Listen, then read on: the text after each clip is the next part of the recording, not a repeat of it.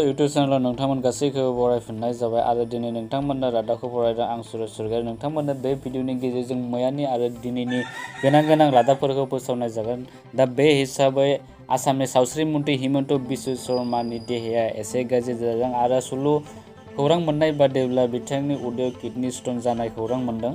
बेनि थाखाय बिथाङा ट्रिटमेन्ट लागासिनो दङ। गुबुन फारसेथिं बिथां हिमन्त बिश्व शर्मानि देहा गाज्रिखौ लानानै चिफ मिनिस्टार सर्बानन्द सन'वाला दुखु मोननाय फोरमायदों आरो बिथाङा गसाइनि सेराव आरज खालामदों दि बिथांनि देहाया थाबैनो मोजां जाथों आरो आसामनि चिफ मिनिस्टार सर्बानन्द सन'वाला बुंबावदों दि हिमन्त बिश्व शर्माया गोबां कभिड-19 थाखाय गोबां हार्ड वर्क खालामदों आरो बिथां गसाइनि सेराव आरज खालामदों जाहाथे सिगांनि बायदियैनो बिथांनि देहाया गोग्गोयै फैफिनो आरो सावस्रि मन्त्रि डक्टर हिमन्त बिश्व शर्माया बिथांनि बेबायदि बुंनायाव रिप्लाइ हरफिनो टुइटारनि गेजेरजों आरो बिथाङा बुङो थेंक इउ दादा होननानै बिथाङा बुंबावदों।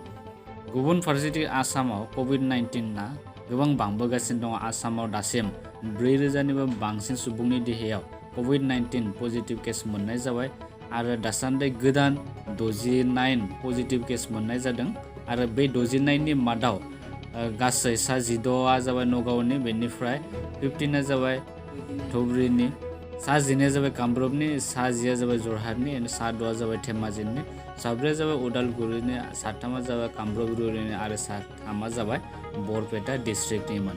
आरो दासान्दि आसामनि कभिड-19 स्टेटासखौ नायोब्ला दासिम टटेल केसा जाहैबाय 4,118, बेनिफ्राय रिकभारनि अनजिमाया गासै जाबाय 1,960, बेनिफ्राय दासिम एक्टिभ केसआव दङ गासै 2,147 आरो थैनायनि अनजिमा गासै 7 जाबाय।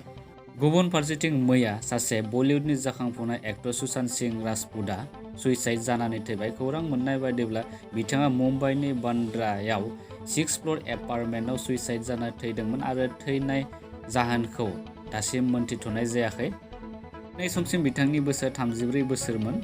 बिथाङा सावथुन मुलुगाव गिबियावनो टेलिभिजन सिरियालाव आगान होजेनदोंमोन आरो बिथांनि फेमास टेलिभिजन सिरियालनि मुङा जाबाय पवित्र रिश्ता। बेवहाय गिबियावनो खामानि मावजेनदोंमोन। बेनिफ्राय बिथाङा लासै बलिउड फिल्म इन्डास्ट्रियावबो खामानि मावजेनदोंमोन आरो बिथांनि MS धोनी दा आनटल्ड स्ट'री मोनसे मुंदांखा सावथुनाव गाहाय फाव लादोंमोन। बेनि अनगायैबो बिथाङा किशोर बायदि गोबां सावथुनफोराव खामानि मावबोदोंमोन। बिथांनि बेबायदि हरखाबै थैनायाव बलिउडनि गोबां एक्टर एक्ट्रेसफोरा गोथौयै दुखु मोननाय फोरमायदों। बेनि अनगायैबो भारतनि गाहाय मन्त्रि नरेन्द्र मदिआबो गावनि दुखु मोननायखौ टुइटारनि गेजेरजों फोरमायहरदों। गुबुन फारसेथिं आसामाव मैया गासै 20 जायगाखौ कन्टेनमेन्ट ज'नाव लाखिदों आरो बेफोर जायगाफोरा जाबाय सारामुटरिया आरो बेफोरनि बाउन्डारिफोरखौबो होखानाय दङ सानजा, साहा, सोनाब, खोला। बेफोर बाउन्डारिनि गेजेराव बेफोरखौ कन्टेनमेन्ट ज'नाव लाखिनाय जादों।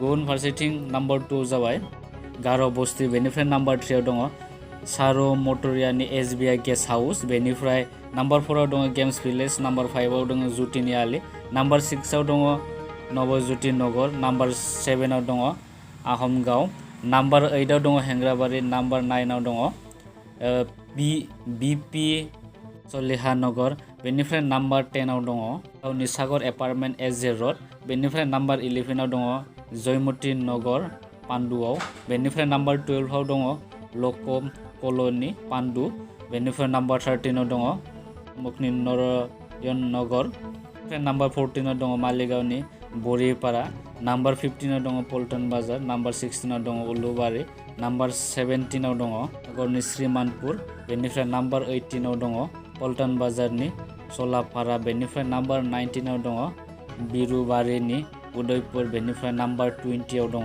बामुनि मैदामनि आकाशी नगर। बेफोर गासै 20 जायगाखौ कन्टेनमेन्ट ज'नाव लाखिनाय जादों।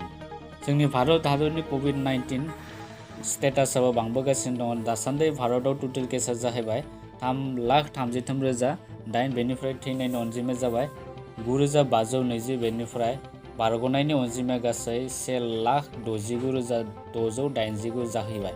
गुबुन फारसेथिं बुहुमनि कभिड-19 स्टेटासखौ नायोब्ला बुहुमाव दासिम गासै टटेल केसा जाबाय 69,84,432, बेनिफ्राय थैनायनि अनजिमाया गासै जाबाय 4,35,167 आरो हगारना होनाय थामहिनबा बारग'नायनि अनजिमाया गासै जाबाय 41,04,393। नोंथांमोननो बे भिडिअनि गेजेरजों जेसेबां खौरांफोर फोसावबाय थाबाय, नोंथांमोना भिडिअखौ मोजां मोनदोंब्ला लाइक खालाम एन्ड शेयार खालाम आरो चेनेलाव गोदानब्ला चेनेलखौ जाहाथे साबस्क्राइब खालामना लायो। उननि भिडिअ नोंथांमोनखौ लोगो मोनफिनो। गोजोन्थों।